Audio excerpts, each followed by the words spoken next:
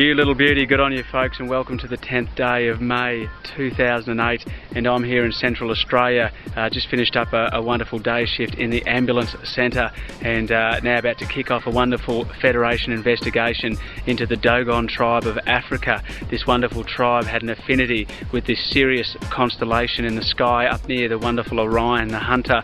In fact, they had information which has astounded modern day astronomers as they were able to articulate their knowledge of not only a binary star system but a tri-star system, which has only been recognised in the last 30 years in today's wonderful advanced technology. The Dogon tribe are renowned for their reputation as saying that they come from the star systems themselves, and they indeed have over 5,000 years of contact and communications with the wonderful Sirius star civilisations. Let's check it out, and we'll see you guys in a few moments for some climate change news. Welcome to our investigation on the wonderful Dogon Tribe of Africa. The Dogons live near the Hmmmmmm Mountains near Timbuktu in the southwestern portion of the Sahara Desert.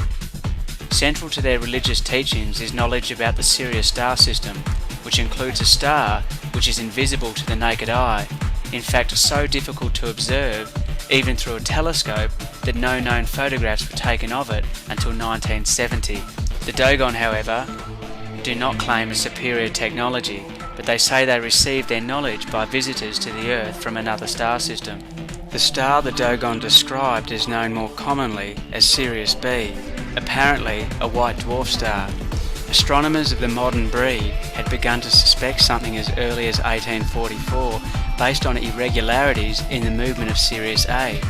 By 1862, a faint companion star was finally detected, and it was assumed that its extreme density and heaviness was sufficient to exert an influence on Sirius A.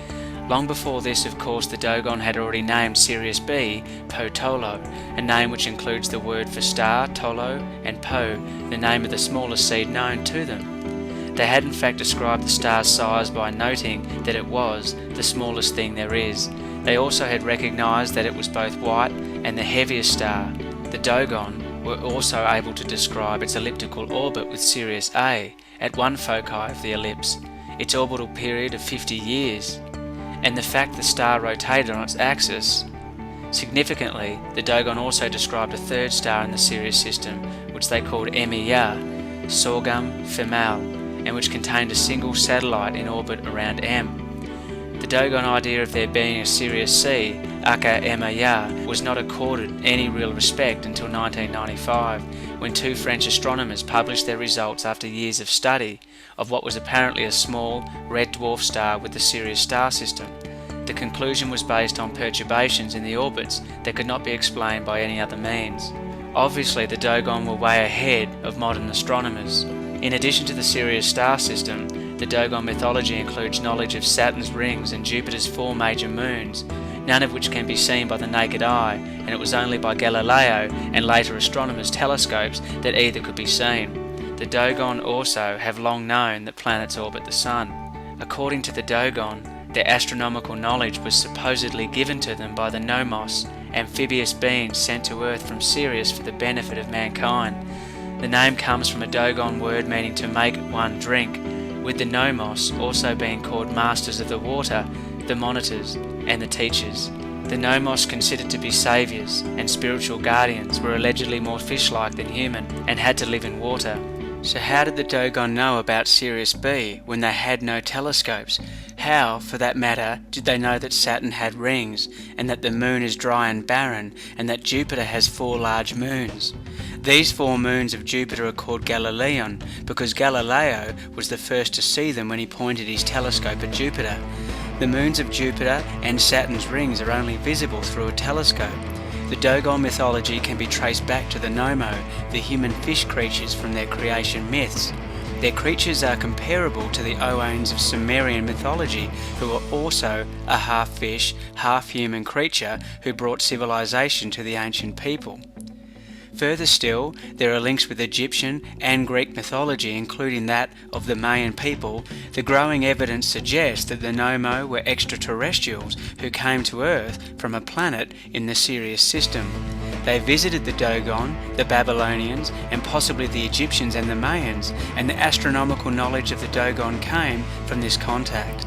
The Dogon stories tell the legend of the Nomos, who arrived in a vessel along with fire and thunder.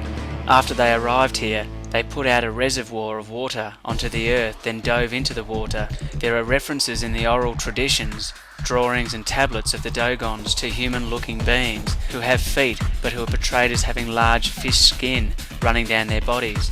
The Nomos were more fish-like than human and had to live in water. They were survivors and spiritual guardians. The Nomo divided his body amongst men to feed them. That is why it is also said that as the universe had drunk of his body, the Nomo also made men drink. He gave all his life principles to human beings. The Nomo was crucified and resurrected, and in the future will again visit Earth.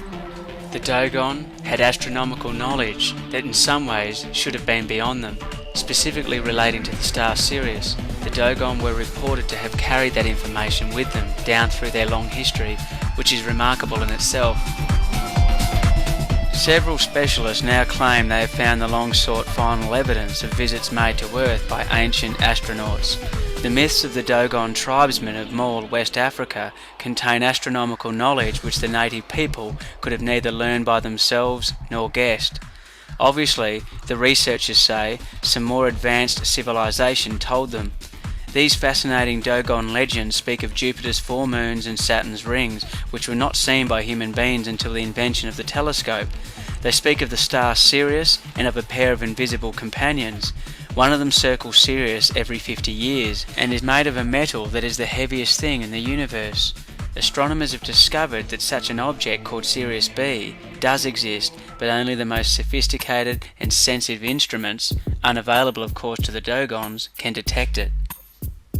So why is it that so many of our ancient civilizations on Earth repeatedly refer to visitations from living star people? And is this why the knowledge of our galaxy and its cycles amongst early Earth cultures is so in depth? Does this understanding of interplanetary relations lead us to consider why so many of our ancient civilizations on Earth knew of the 26,000-year galactic cycle known as the Galactic Day? The more we look into this understanding, the more we find that our ancients were indeed the pioneers of the future. To the Dogon Tribe of Africa, you truly are a bunch of superstars. See you all on the next transmission.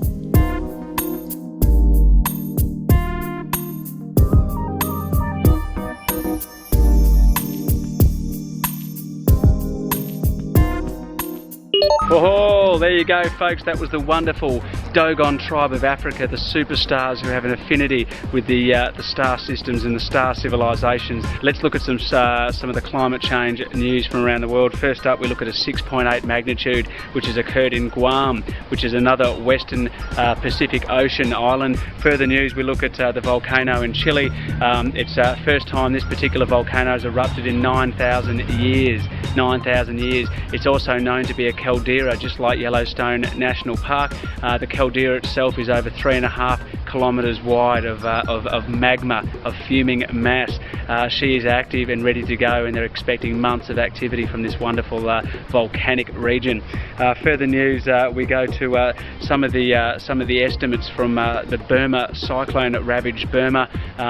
Estimates now look at nearly 200,000 people who have either died or are soon to lose their lives based on the impact of this cyclone system. Expectations now and the worst fears are considering up to 500,000 people may be lost, 500,000 fatalities due to the onslaught of loss of food as well as disease and famine, which will kick in as a result of the inundation and the block. This is a reality of climate change. Human migration is what's going to happen, and there's going to be severe loss of life. Tomorrow we get to have a look at the best of for the entire week with the Federation and put forward the investigations for next week as we count down to the beautiful 2012. Keep smiling folks, take it easy, do a handstand, do some yoga, and we'll see you in a few moments. Ciao.